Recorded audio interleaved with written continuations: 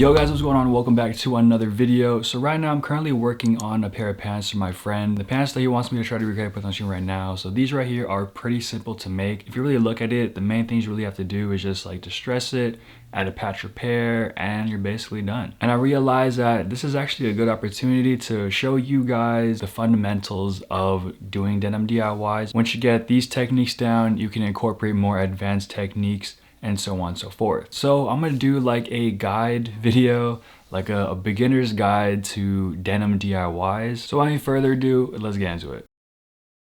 So let's go over the tools. First thing are some pins. It's good to buy a bunch of these. It's better to have more than less. This is used to pin two fabrics together, hold it in place while you're like sewing it down and whatnot. Very useful. Fabric cutting scissors. I would suggest getting fabric cutting scissors, not regular scissors, because these are meant for cutting fabric. Obviously, we're gonna be cutting up a lot of stuff, so we got scissors. A ruler, also it being transparent is very useful as well. You can really see and line up the lines and the markings you made. Now along with this, you can also get a yardstick too, you know, for those longer measurements obviously. Seam ripper, very, very useful. Oh my goodness, this is key essential right here. Now you can also get the smaller one. I got this longer one right here because I have a really big hand and it's a lot more comfortable on my hand, and it being, you know, two-sided right here, it's a lot more consistent while I hold it and while I'm like distressing or whatever I'm doing with this thing. Now next up we have a white chalk pencil. Obviously it's for marking purposes. You're trying to make like an outline for a design, for distressings, or you're trying to like shorten your pants, for example, or make an outline of like a template. You know, white chalk pencil, very useful because it can wash out. A dremel, now this right here is for distressing. I would definitely recommend doing this method rather than any other method, unless there is a faster method. But I think that this is the most efficient way to distress jeans. A hand sewing needle, I think hand sewing comes in clutch in so many different scenarios. It's just very, very useful to be able to hand stitch stuff where things where the sewing machine can't reach. Boom, a sewing machine. I would definitely recommend investing in one.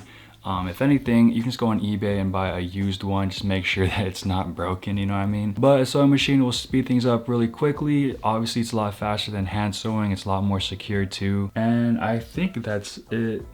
Yeah, those are like the essential tools you'll need. Everything else is just extra or for like a specific type of custom.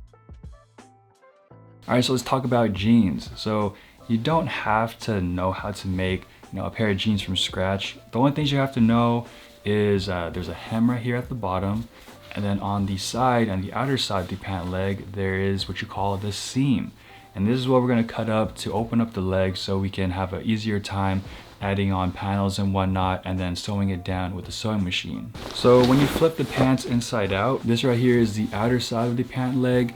This is the seam, and unfortunately I'm using a black pair of pants, so it might be a little hard to see on camera.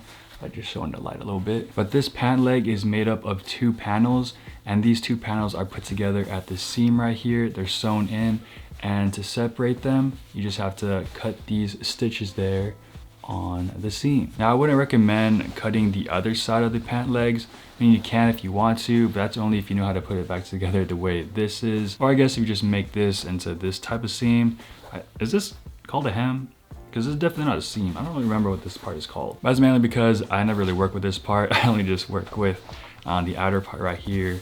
Now the reason why we're using this one is because it's really easy just to open up and then put back together. So in order to do that, you have to open up the hem right here, which by the way, what a hem is basically the fabric is folded 1 or 2 times and then sewn in so that it creates this clean edge right here, and it will prevent fraying. So in order to open up this seam, you have to open up this hem, which is held down by a bunch of stitchings right there at the bottom, similarly to the seam. Then once this is open, you can have access to the seam right here, the end of it, so you can cut it smoothly all the way up to around the hip area. So let's start the DIYing process. If you're recreating another pair of pants, it's best to try to get multiple angles of them so we get a better idea of how long each design is and how big as well. With white chalk pencil, we're going to make rough outlines of the distressings. At first, try not to make the markings too bold, so if you mess up, you can wipe it away and make any adjustments. Once you think you got everything in place, finalize the markings made by bolding them in to make them more visible. Now if you don't do this, during the distressing process, the markings will eventually rub off, and the next thing you'll know,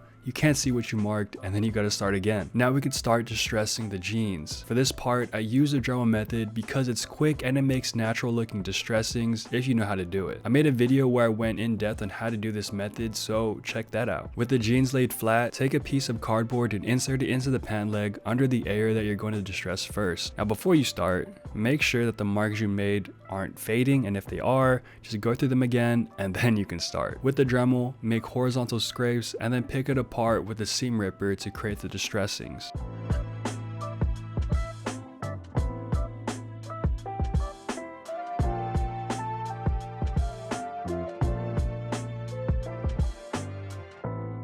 At this point, we're about halfway done. With the jeans inverted, use a seam ripper to cut the stitchings of the hem to reveal the end of the seam on the side of the pant legs. Once that's exposed, again with the seam ripper, remove the stitchings holding it down. Now depending on how high the distressings are, rip the seam to a little bit above that. If the distressing is high up the pant leg, like around the hip area, rip the seam all the way to almost the waistband. Just don't cut it off the waistband, as more work. When the pant legs are opened, clean up the excess threads to clear the area for when we gotta put the pants back together. Now you should be left with a clean space to use a sewing machine on. The next step is to add the patch repairs. For these pants, I used an old pajama shirt that I don't wear anymore. If you plan to make more DIYs in the future, it's best to try to make the most out of every inch of the fabrics that you use, unless you're rich and you can afford it. I ended up using both sleeves of the shirt for this. I cut it along the seam and then ironed it to press out all of the wrinkles. With the white chalk pencil, I marked around the distressings, making sure to leave a decent amount of space between the ends of the patch repairs and the distressings. This is a must because we gotta leave room for when we sew it down. Cut the patch repairs out and place them under the distressings to see if it covers everything as expected. Now flip the pants inside out again, lay the patch repair onto the designated area, and smooth out the area flat. Now it's very important that both the actual pants and the patch repairs are flat, or the pants might fit uneven. Now we can pin it in place. The other pant leg I cut out small patches per distressings, but it's up to you whatever method you decide to use. Now we can start sewing. The key thing here is to make the stitchings as close to the outline of the distressing as you can to make it less visible, to make it look clean. But it's also important to sew on the areas that aren't distressed to really make a strong stitch that won't fray. Another way to make the stitchings clean is to sew it in a continuous fashion. Now to do this, when you're sewing and you get to a curve or a corner, leave the needle in the pants, lift the foot, and then use the needle as a pivot to turn the pants to another direction, put the foot down again, and then continue sewing.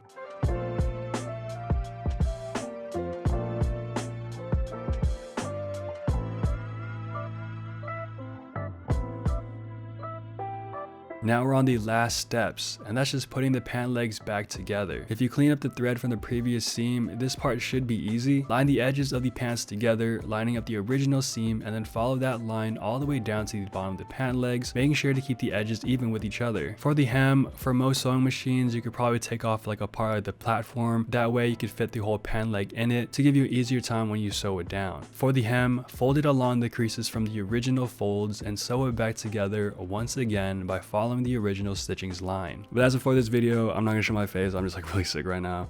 But if you like this video, make sure to drop a like, hit that sub button too. I'd really appreciate it, especially if you guys found this guide helpful. Follow me on Instagram as well, and I'll see you guys in the next one. Peace.